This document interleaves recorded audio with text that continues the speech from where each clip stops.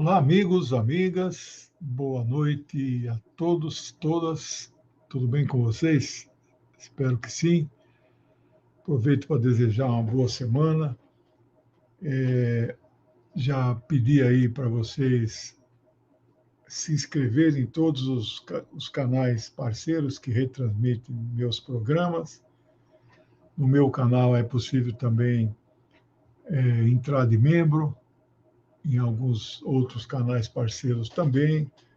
Agradeço a TV 247 também por estar retransmitindo esse curso. É um curso que eu tenho uma honra muito grande de estar construindo. Ele não é um curso que está pronto. Ontem eu passei 8 horas, o dia inteiro. Ontem eu fiquei estudando esta filósofa que nós veremos hoje. Ela é fantástica, não é? Daqui a pouco vamos falar sobre ela. E como elas foram apagadas da história, invisibilizadas pelo patriarcado, nós temos que pesquisar muito, muito, né? Não tem muita coisa sobre elas e tem que entrar em muitos sites, em várias línguas, para você ir pegando trecho aqui, trecho ali, né? Mas eu estou muito gratificado por isso, estou achando esse desafio intelectual muito gratificante. Pretendo ir até o final, vou falar de 20 filósofas, quem sabe um dia até publico um livrinho sobre elas. Não tem livrinho sobre elas no Brasil. Tem um sobre filósofas, mulheres na filosofia, mas da Grécia Antiga fala 4 só, né? Eu pretendo falar 20. Né? Bem, no final dou alguns recados. As aulas das filósofas anteriores, teve algumas que duraram 45 minutos, 50, porque não tinha conteúdo suficiente para 1 hora de aula. Esta aqui eu vou ter que dividir em 2 ou talvez 3 aulas, parte 1, parte 2, parte 3, porque tem muita coisa que falaram sobre ela. Agora, os escritos dela, quase nós não temos nada. Isso que é incrível, a importância que ela teve na filosofia grega, a influência sobre Sócrates e Platão, imensa, e outros, né? Mas não temos quase nada sobre ela, nada. Né? É uma tristeza isso. Né? Como é que a gente consegue resolver isso? Ninguém copiou as coisas que elas escreveram, né?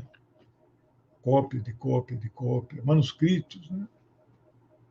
Muito difícil. Bem, eu pensei em começar, eu selecionei 10 imagens e eu pensei em começar falando dessas imagens e vou projetando e vou falando das imagens, né? Espero que eu tenha conseguido colocar tudo em ordem.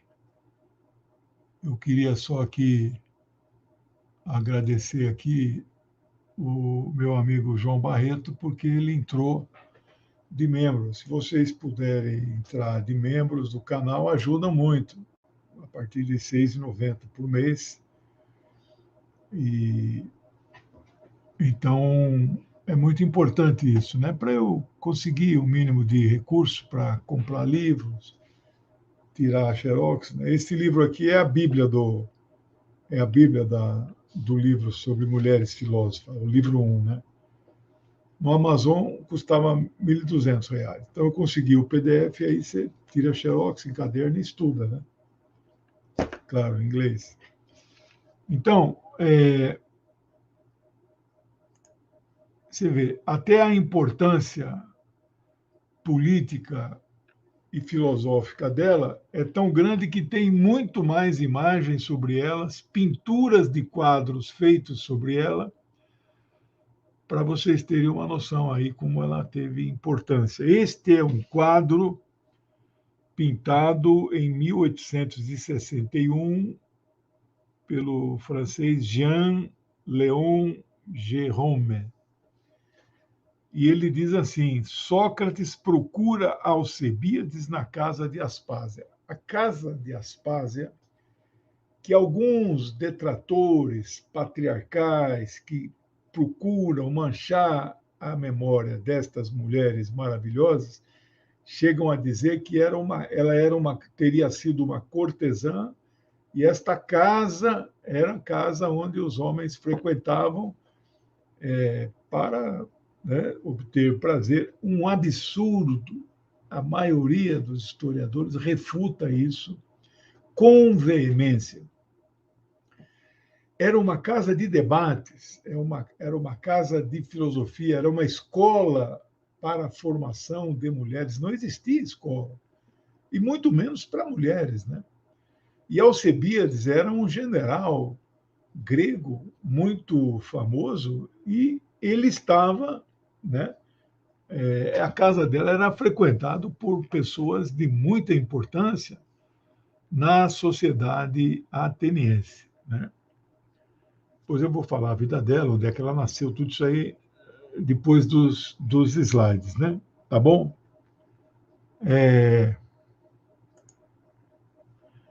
Esse é o marido dela, era o homem mais poderoso em Atenas. Ele participou da Guerra do Peloponeso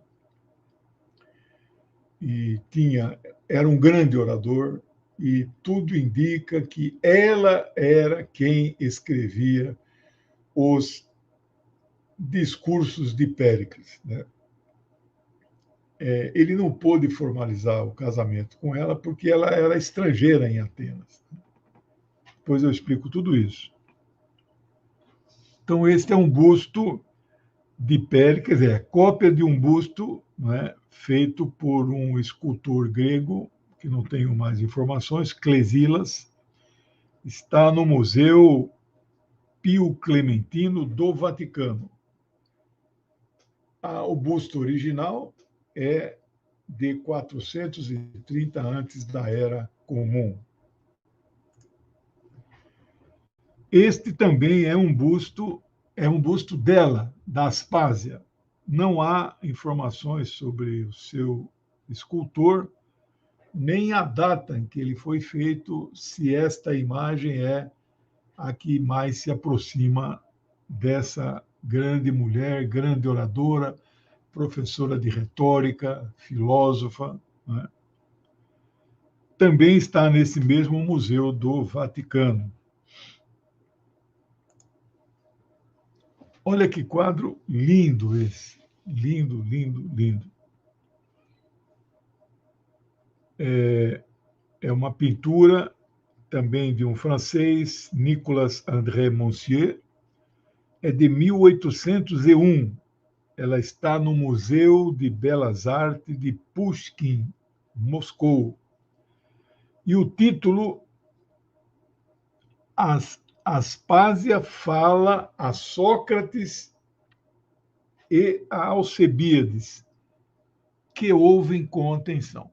Então, Alcebíades é o general. Já pensou que coisa? Ela falando, argumentando com ninguém menos que Sócrates, o fundador da filosofia ocidental, e um general romano, né? Desculpe, general grego, ateniense, né?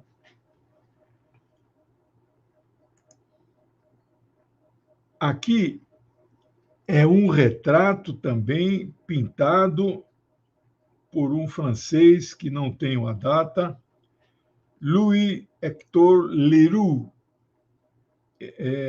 estimado do século XIX, está no Museu Bonnat-Relleu, em Bayonne, na França, e o título é Visita de Péricles e Aspásia ao Ateliê de Fídias. Então, bem no centro, nós podemos ver o casal fazendo uma visita ao ateliê. Olha que quadro expressivo, significativo, né? Que demonstra a importância dela, né? Pintores, você sabe que eram fotógrafos da época, né? Contavam suas histórias com as suas pinturas, né?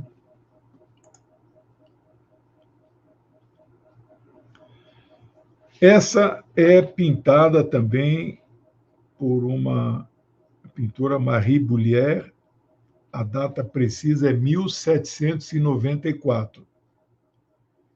Está no Museu de Beaux-Arts d'Arras, na França. E o título é apenas Aspásia, né? Diz que ela era uma mulher muito bonita, tinha lá seus atributos físicos. Daqui a pouco nós vamos ver uma imagem mais próxima da realidade dela.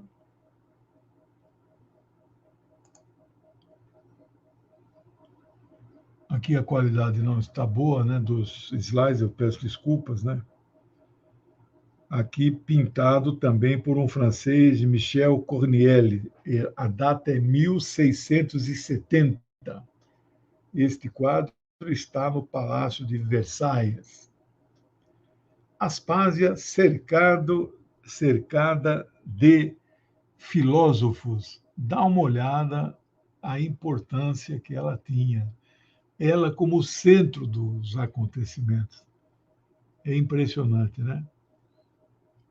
Vários autores dizem ela a mulher mais importante do século V antes da Era Comum, né? Que ninguém tem dúvida disso. Então, essa imagem é a reconstituição do seu rosto feito por inteligência artificial. Não sei como é que é essa programação, eu tenho recebido coisas feitas por esse programa de computador, é um programa, né? E então é a imagem, se é próximo do real, ela de fato é uma mulher muito bonita.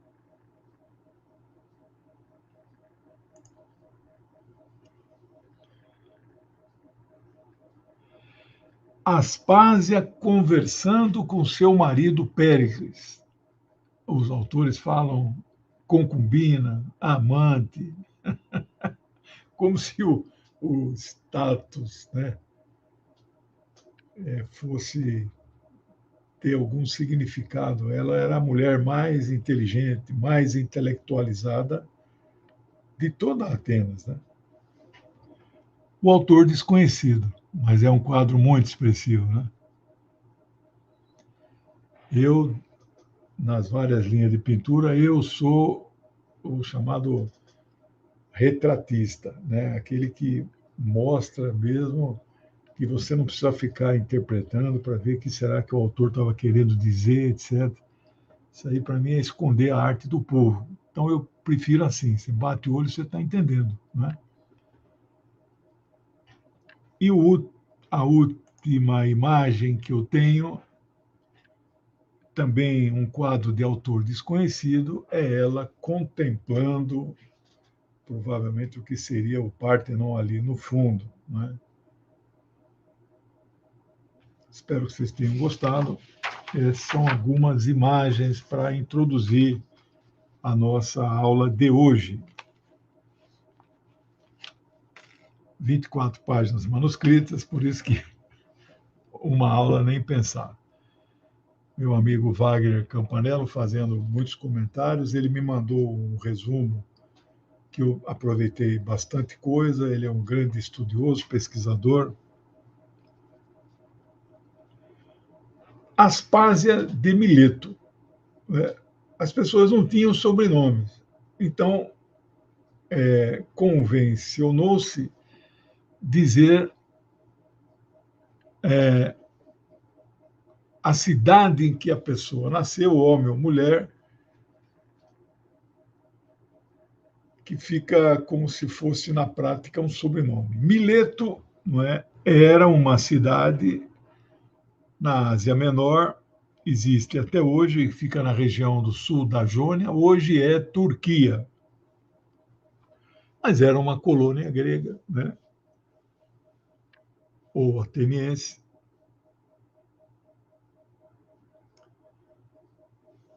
A data do seu nascimento é mais ou menos consensual, da morte não é? Então estima-se que ela teria nascido no ano de 430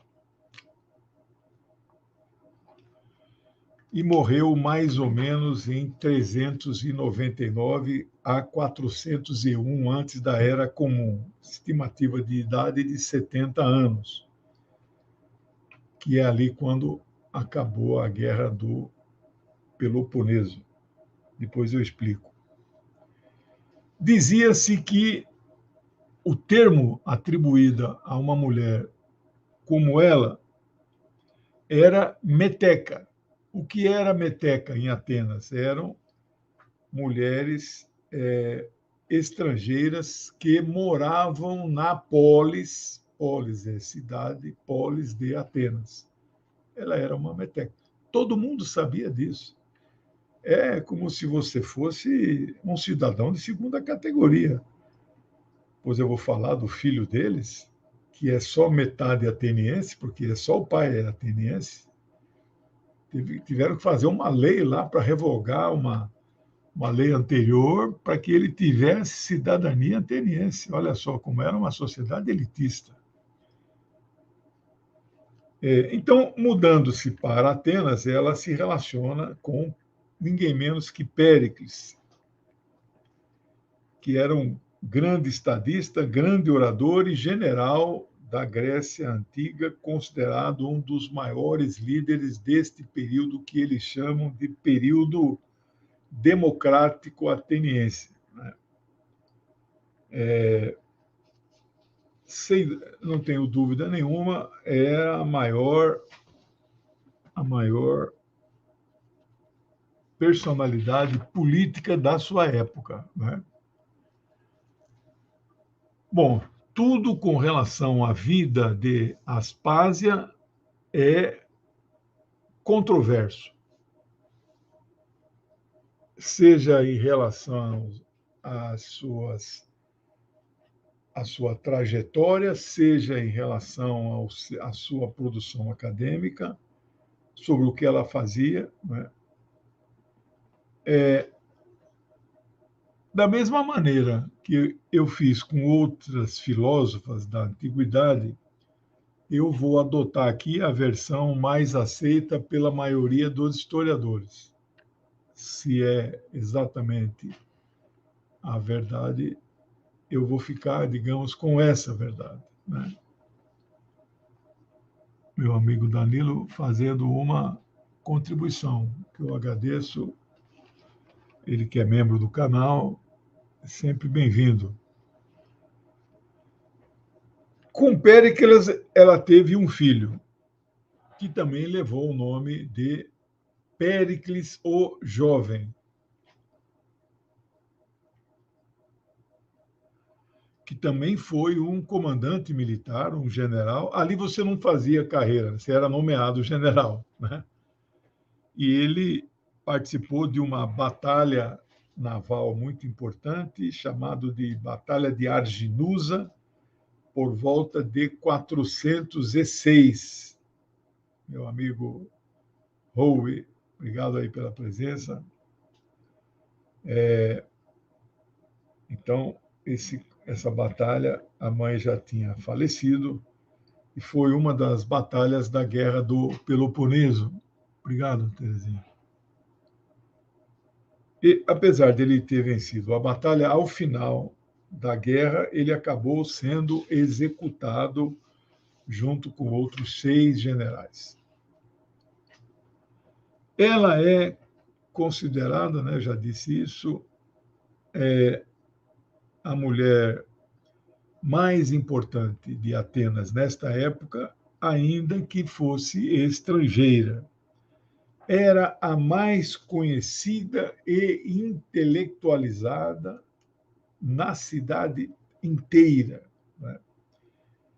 Historiadores a consideram a mulher mais importante do século V. Né? Tal qual outras filósofas que foram apagadas da história pelo patriarcado. Então, estou apontando o dedo do culpado, né? Sabemos sobre ela e sobre o seu pensamento através de escritos de outros autores e outros filósofos. Por exemplo, Platão, Aristófanes, Xenofonte, Antístenes, Ésquilo, entre outros. A lista é longa.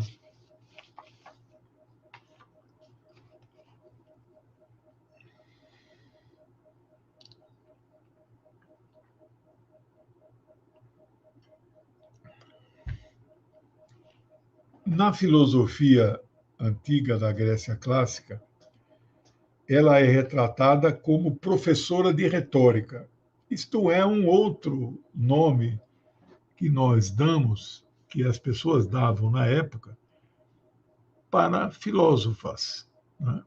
Os filósofos não tinham este atributo, né?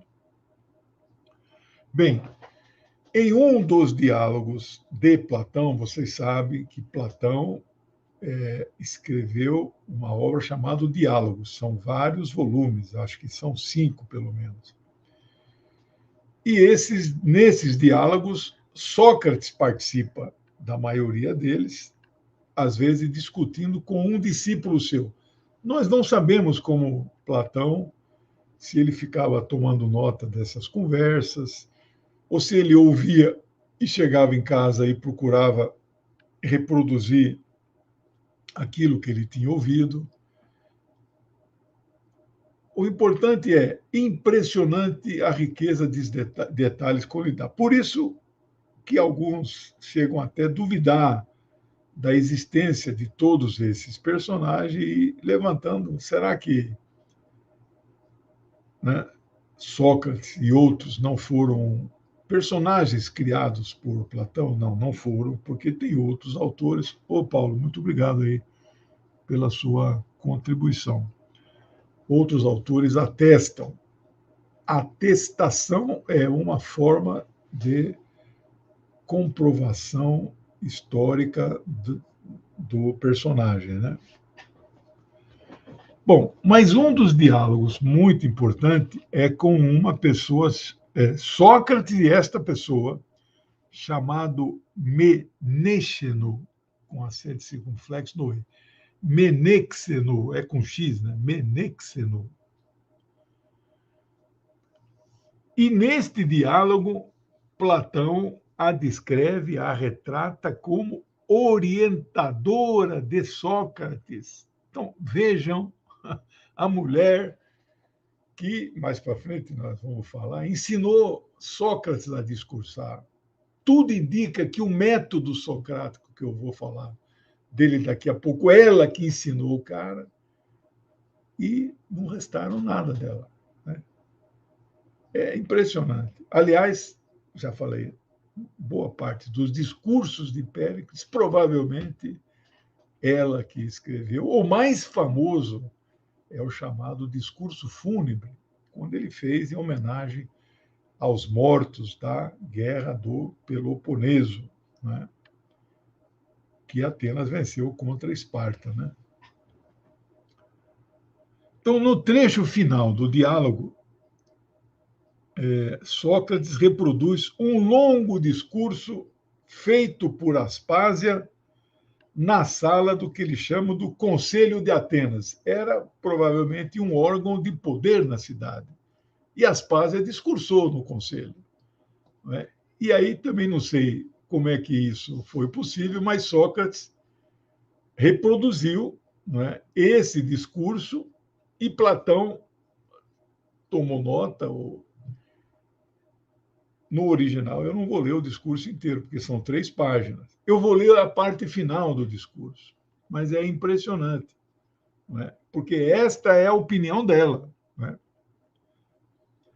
Aí, então, Sócrates termina o discurso e diz assim: esse foi, Menexeno, o discurso de Aspásia de Mileto.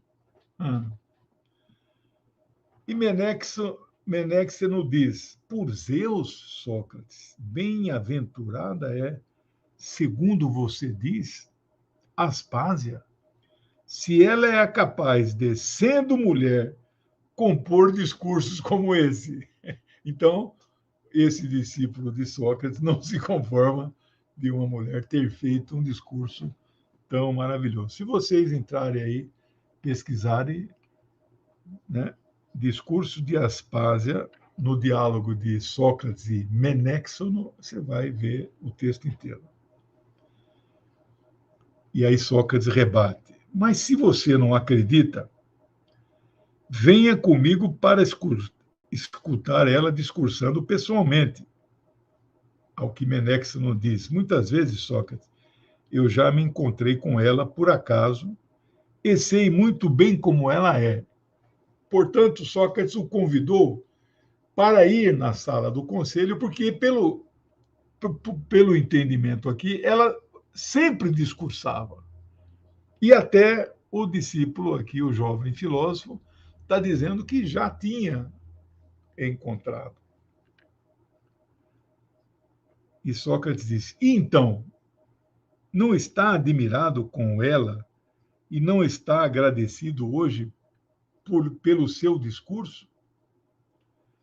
Ao que Menexeno não disse: muitíssimo agradecido, Sócrates, a ela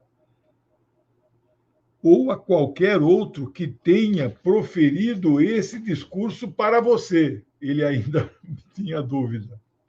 E, além disso, sou ainda mais grato àquele que o pronunciou para mim. Então, Sócrates. Sócrates diz: eu também estaria.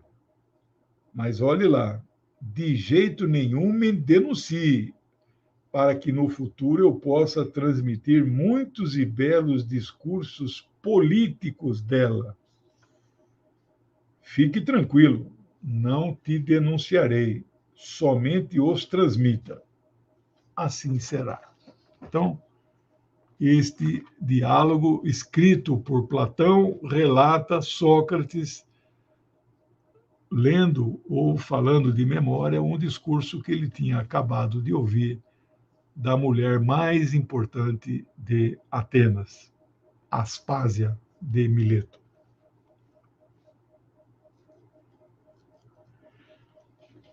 Podemos afirmar que Aspásia foi a mulher mais atestada da Grécia Antiga. Por exemplo, de todas as outras filósofas, que nós temos dificuldade em confirmações, ela é a que tem disparado o maior número de atestações históricas.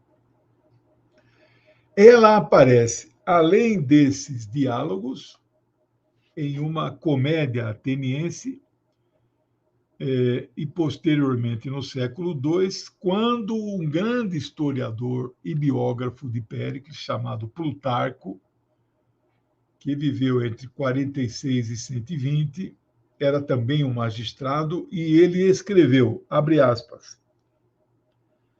Não, desculpe, ele escreveu, abre aspas, a vida de Péricles, não é uma frase dele que eu vou dizer.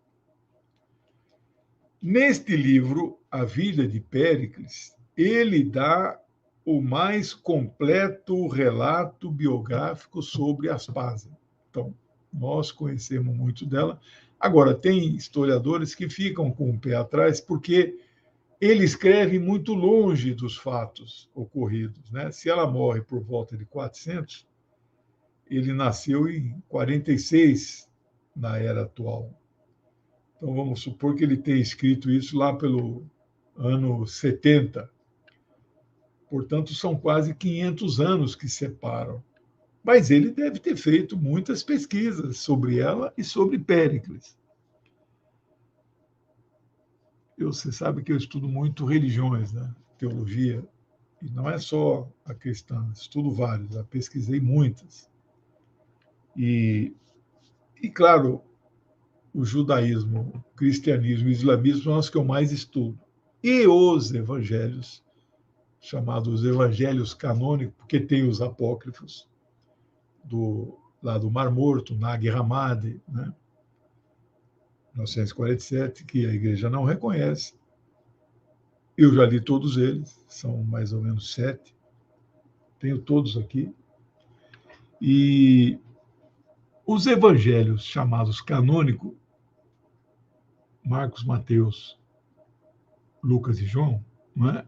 Nesta ordem, não é esta ordem que está no Novo Testamento, é esta ordem de datação. Nenhum desses 4 apóstolos escreveu esses livros. Isso aí todo mundo sabe, todos os estudiosos de teologia, né, sabem disso. Então, mas o de Marcos, que é o mais recente, entre aspas, deve ter sido aí do ano 70, portanto, quase 40 anos depois dos fatos, né? Se isso já é, né, muito, você imagina então o Plutarco, quase 500, né?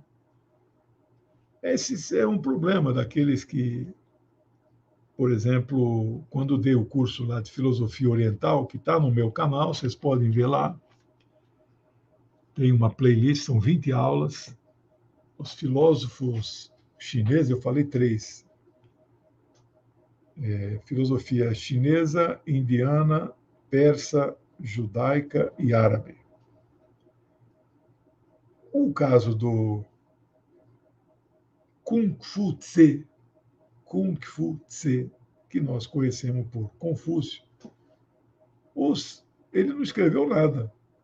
O livro chamado Analectos, este é meu WhatsApp, quem quiser mandar um oi para mim, que ainda não esteja na minha lista de transmissão, eu, com prazer, colocarei.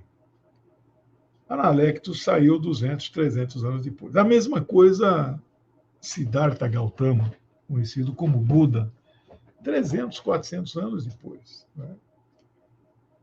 Então, mas são livros reconhecidos. Então, aí Plutarco pode. Agora, no caso dos evangelhos, o João é o quarto e último, é o evangelho mais teológico e menos histórico, né? Ali tem quase nada certificado, comprovado. Então, aí eles chamam de elevada cristologia, né? Então, bem,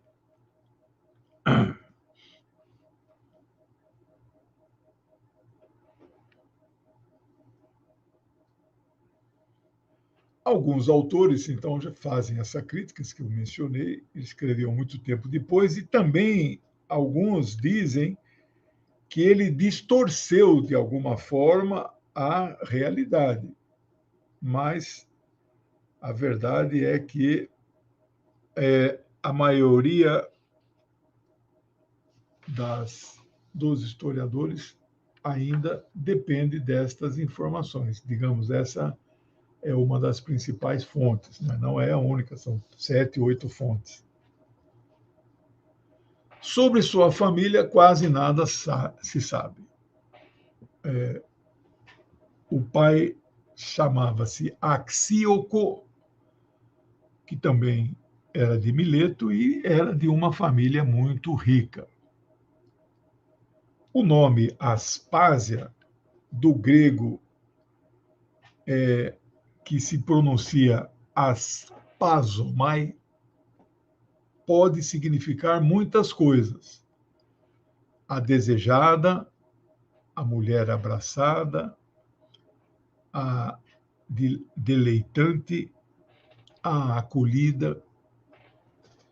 E alguns autores levantam a hipótese de que esse não tenha sido exatamente o seu nome verdadeiro.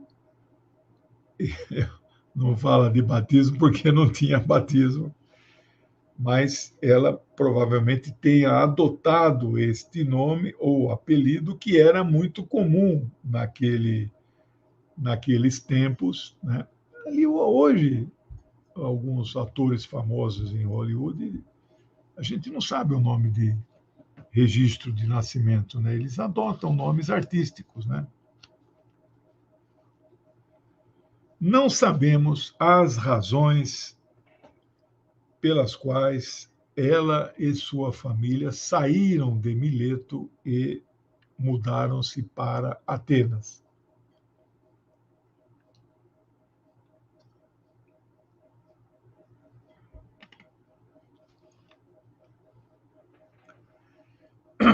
O professor Peter Bicknell, professor de História da Arte em Cambridge,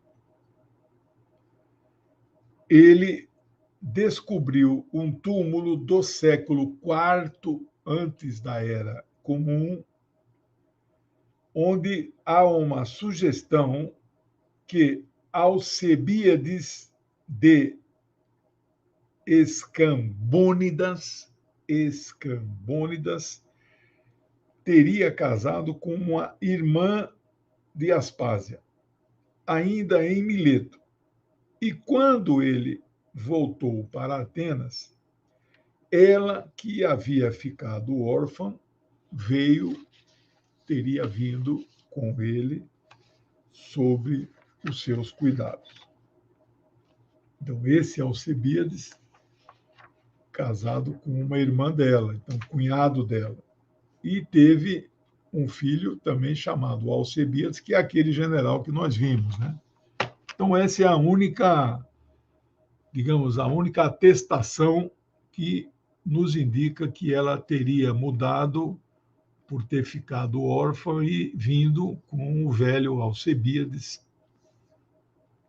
que era uma espécie de seu tutor. Ainda segundo o professor Bicknell, abre aspas, todos os epítetos pejorativos a ela foram feitos por dramaturgos cômicos atenienses e não são confiáveis. Fecha aspas. Eu rejeitei todas essas versões, eu poderia ter falado muito mais, eu não vou cumprir aqui o papel que já, né, o patriarcado já fez durante 2.500 anos e falar mal, enxovalhar a memória, né, dessa esplendorosa mulher. E ele aqui, esse professor, diz que é absolutamente mentira tudo isso que falava, né? Porque eles faziam peças cômicas, satíricas, e debochavam do marido dela, do Péricles, né? Então, eles a atingiam. Chamá-la de cortesã, né, que é um nome pomposo, mas é uma prostituta também, né? É uma barbaridade, né? Então, este autor aqui rejeita e eu também rejeito. A origem da confusão de que ela teria sido cortesã e até dona de bordel, olha a que ponto chega, um verdadeiro absurdo, essa é a opinião minha, vem do simples fato que ela abriu uma academia, que era o nome da escola que Platão tinha, academia, né? Que o amigo dele é Academos, né? É uma academia só para mulheres intelectualizadas, pensadoras, estudiosas. E esta academia se tornou muito popular, não é? E, em especial, pelo fato de que homens muito influentes da sua época, como, por exemplo, o seu próprio marido, Sócrates e Platão, frequentavam esta academia para discutir e debater ideias. Mas a história fez com que ela fosse uma prostituta, né? Lembra a primeira que eu abri o curso, Temistocleia? Filósofa, né? Entrou para a história como pitonisa, sacerdotisa. Até também tem versões de que ela poderia ser uma prostituta, né? Madalena da Bíblia foi transformada em prostituta, né? Bom, Péricles divorcia-se da sua primeira esposa, provavelmente em 450 antes da Era Comum. Aspásia devia ter em torno de 20 anos. Eu acho que ele se apaixona por ela. Aspásia é o tipo da mulher que eu que sou dialético, né? Vocês devem ter uma noção do significado de dialética. Então, existe uma relação forma-conteúdo, né? E é o típico da mulher que é muito linda, muito bela, mas tem um conteúdo igualmente belo. Então, Péricles se apaixonou pelas duas coisas e largou a esposa oficial e ficou com ela, seja se casado, seja amante, seja concubina, não importa. Ele a amava e era correspondido. Então, eles iniciam um relacionamento e ela, então, passou a morar com ele, mas nunca tivemos a comprovação do status que esse relacionamento gerou. Não há documento nenhum que eles casaram, não devia ter cartório, ou se tivesse cartório, não sei como é que era o registro.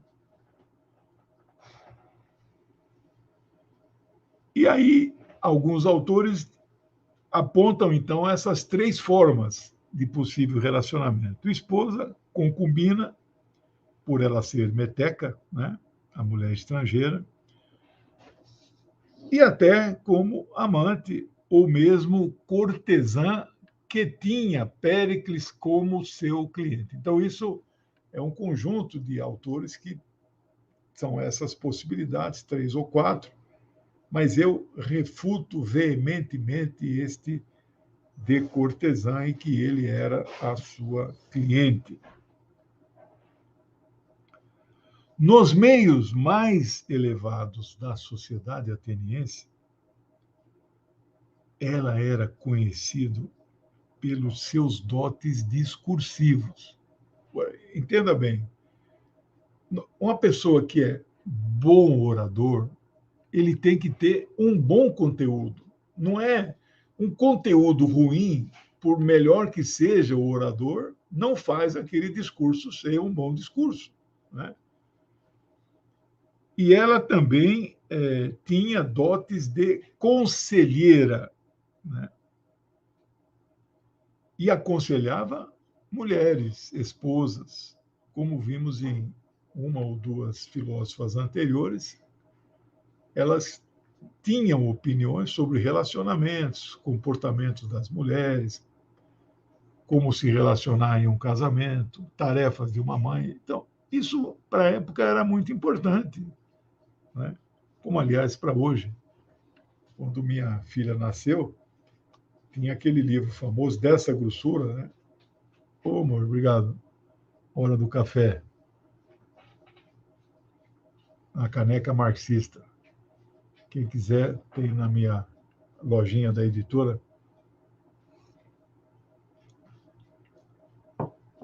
Do Dr. Rinaldo de Lamare, né? Eu li o livro inteiro, é um catatal, né? Eu quase virei um pediatra, né? Porque... Então, o Rinaldo de Lamare dá conselho para as mães e para os pais, e essas mulheres faziam isso. Só que os conselhos dela não eram só como cuidar da criança e do marido, elas tinham outras opiniões.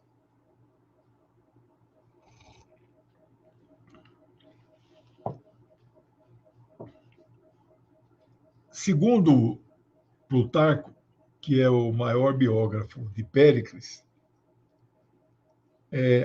amigos de Sócrates levavam suas esposas para ouvi-la, né? E eles a ouviam também, evidente, né? Era uma romaria, aquela academia para mulheres especiais, sábias, inteligentes, intelectuais. Aliás, algumas autoras, essa aqui, inclusive, né, a Ellen White, ela é considerada uma filósofa feminista, né? Uma mulher emancipada. Já vou falar daqui a pouco.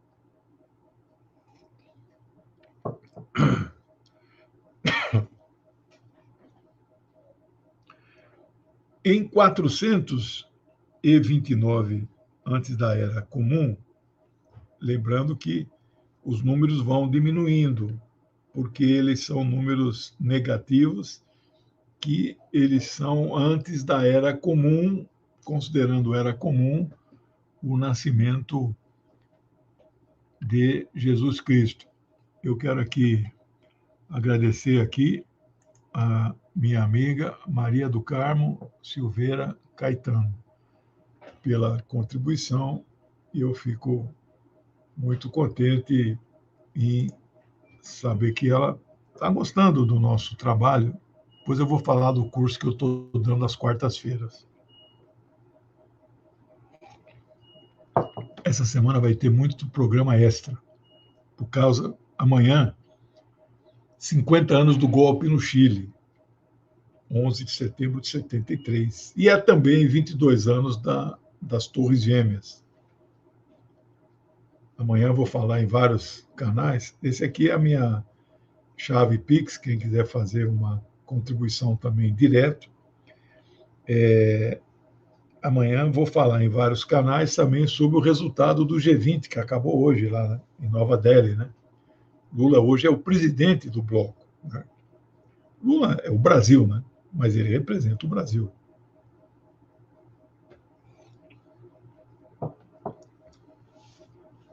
Em 429, antes da Era Comum, houve uma epidemia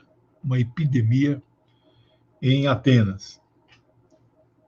Péricles perdeu os seus 2 filhos mais velhos que ele tinha com a primeira esposa, e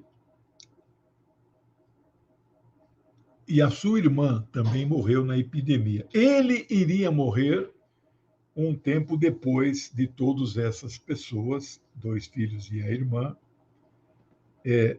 Mas aí aquilo que eu falei para vocês, ele era um homem influente em Atenas, ele conseguiu aprovar uma lei que garantia cidadania, não para ela, que é esposa ou seja lá o que for, mas para os filhos de esposas ou companheiras metecas.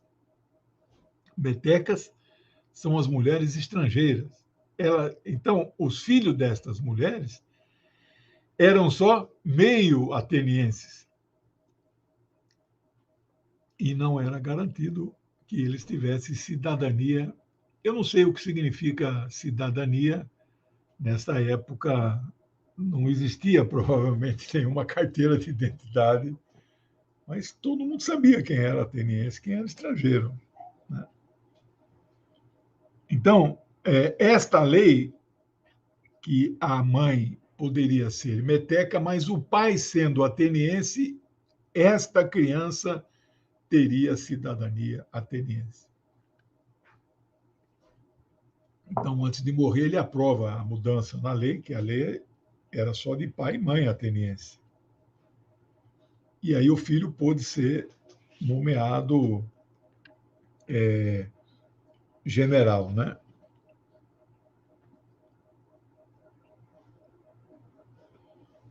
Algumas fontes históricas mais antigas registram que Aspásia casou-se uma segunda vez.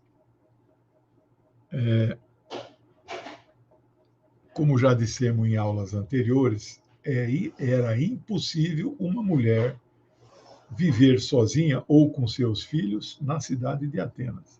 Eu não tenho certeza se era proibido, né? Mas era impossível, né? Porque elas não tinham fontes de renda. Né?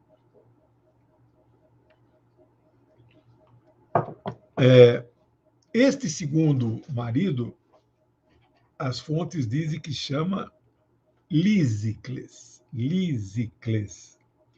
também um general ateniense. Você veja, então, que era uma mulher de altas relações, esferas, né? E, aliás, ele, sob influência da Aspásia, ela garantiu que ele tivesse altos cargos na hierarquia da cidade de Atenas, né? E também teria tido com ele um segundo filho, chamado Poristes. Poristes.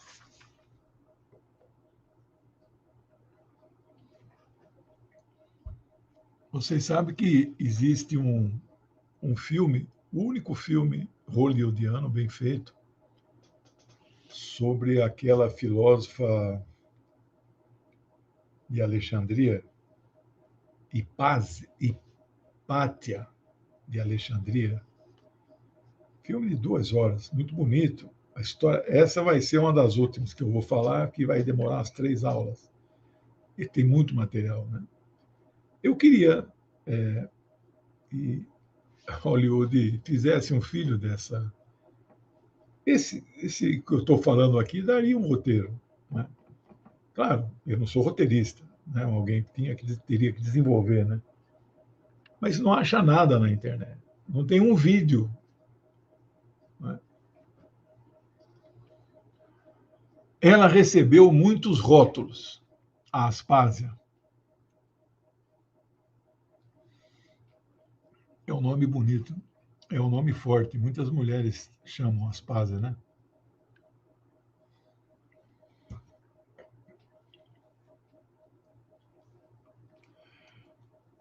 Um dos nomes rótulos ela recebeu, Nova Ônfale. Na mitologia grega, Ônfale era a rainha da Lídia. Lídia era uma cidade-estado importante.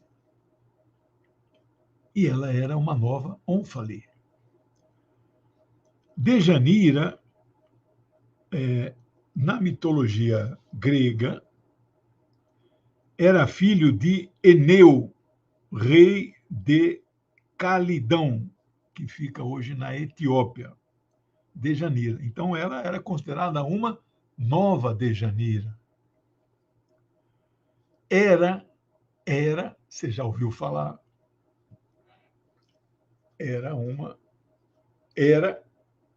Foi. Era é ruim, né? Era com H. Foi, mas como ela não existiu, né? Uma deusa grega que era os deuses e deusas, nesse ponto, a mitologia grega é feminista. Tem muitas deusas, né? Ela era a deusa das bodas, das esposas e da maternidade, não da fertilidade. Fertilidade é outra. Essa é a era. Aspásia era chamada de uma nova era, mas não é era com E. Helena, na mitologia grega, era filha de Zeus com a rainha Leda. Então, Helena era uma semideusa. Esse Zeus era danado, você sabe, né? Ele descia do Olimpo e tinha lá os seus contatos, os seus namoros, né? Então, essa rainha Leda, isso, uma das esposas, não é a esposa, né? Ele tinha muita. Então, Zeus, com a rainha Leda, gerou uma filha chamada Helena, pois a Aspásia era a nova Helena. Vocês estão percebendo a dimensão de uma mulher como essa? Que parte de. Não chegam a ser historiadores, na verdade, é baseado nesses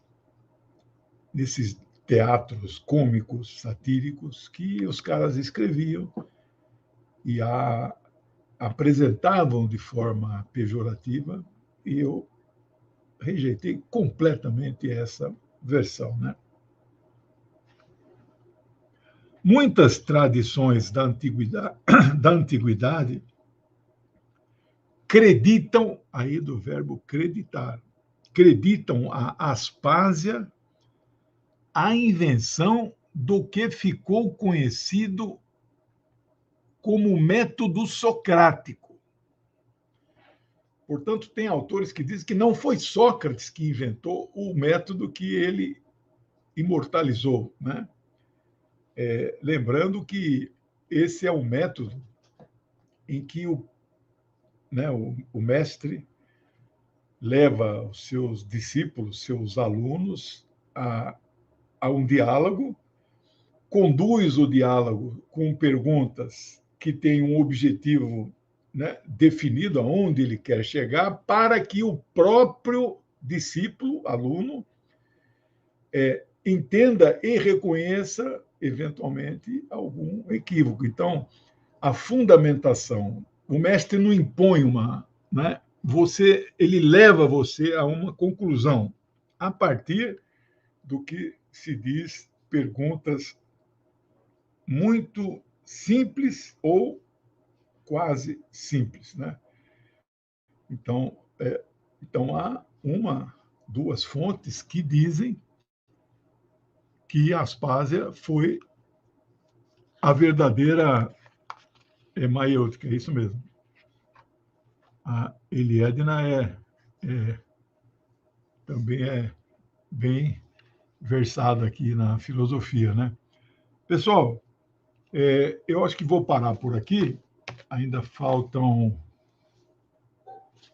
13 páginas. Quem sabe em uma aula só, na próxima eu conclua, né? Tá bom? Hoje durou um pouco mais assim, porque eu fiz aqueles slides iniciais, né? Então, eu pediria para vocês me ajudarem. Agradeço aí as pessoas que fizeram alguma contribuição, mandando chat, superchat, sticker, né? Mas não esqueçam de se inscrever. A inscrição não paga nada no meu canal e em todos os canais parceiros, né, que são Mídia Livre, Pão com Ovo, Vozes Livres, Oswaldo Bertolino, PCTV, Chimarrão Marxista, Caverna TV e a TV 247, que aos sábados está retransmitindo às 8 horas o curso. Eles estão na aula 3.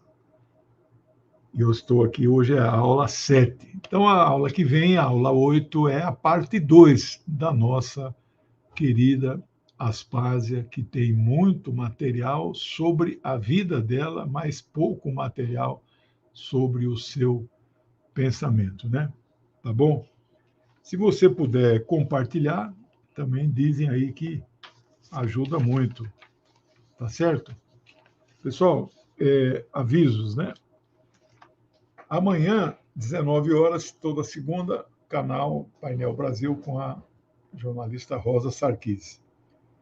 Às 21 horas, é um canal que eu não sei nem o nome, mas quem está na minha lista vai receber o card com o endereço. Eu vou falar sobre o 11 de setembro, não é? Por que eles aconteceram, né? Então, não vou poder dar ainda aqui o nome do canal, eu acho que eu até tenho aqui, né?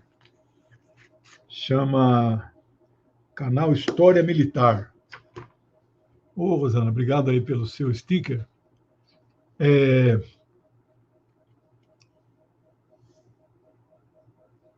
Obrigado pelo duplo sticker. Obrigado. De todas as manhãs, às 10h30, obrigado, eu estou na TVT ao vivo. Então, André, você, se não tiver na minha lista de Zap, eu não tenho como passar aqui agora. Eu não costumo incluir nas informações os links desses canais, dessas informações que eu dou, né? Mas se você tem Zap e manda um Zap para mim, eu salvo o seu número e você vai receber muita coisa minha. Hoje eu mandei 3 circulares. Em pleno domingão, né? Eu tenho uns 6 mil zaps. E então, das 10h30 às 11h, de segunda a sexta, eu falo ao vivo sobre, o nome do programa é Geopolítica em Foco. Está com uma audiência muito boa. A TVT vocês conhecem, é a TV dos trabalhadores. Obrigado você, Danilo. É uma televisão mesmo, televisão digital. Ela está na grade da NET, em São Paulo, pega com HF no Brasil inteiro, e na Grande São Paulo pega sem o HF, pega aberta, né? Uma honra muito grande. Eu recebi esse convite, é um desafio. Eu vou terminar aqui agora, eu vou mandar os links das notícias que eu vou comentar amanhã de manhã. Então, minha jornada de trabalho não termina agora que eu terminei a aula, mas ainda tenho mais um.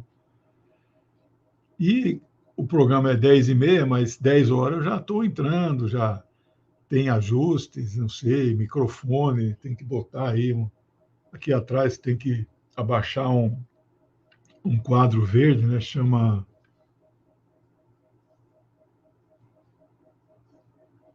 Esqueci o nome do...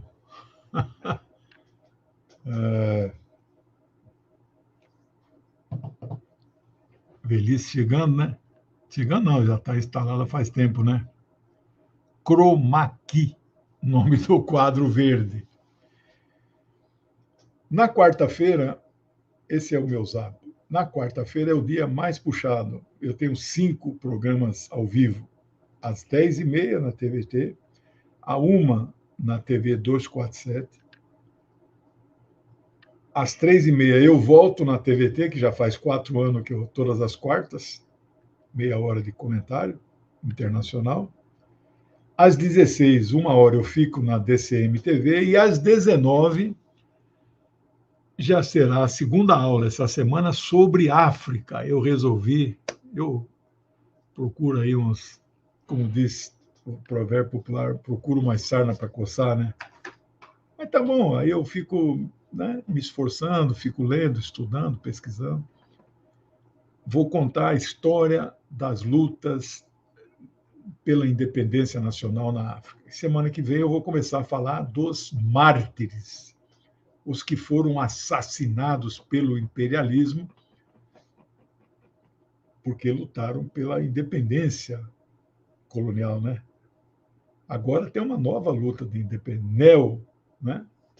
Uma nova luta. E eu vou começar a semana que vem com Patrice Lumumba, grande Patrice Lumumba. Vou mostrar imagens e vou falar a vida de todos eles, né? Pelo menos 8 grandes líderes africanos eu falarei. Todas as quartas, 19 horas, eu convido vocês a estarem comigo, tá bom? Vão ter mais 2 programas extras, mas eu não lembro de cabeça, mas quem está na minha lista de zap vai receber notícia. Pessoal, bom resto de domingo, boa semana para todos vocês, um abraço, agradeço quem fez aí a contribuição e até amanhã. Beijão a todos. Tchau.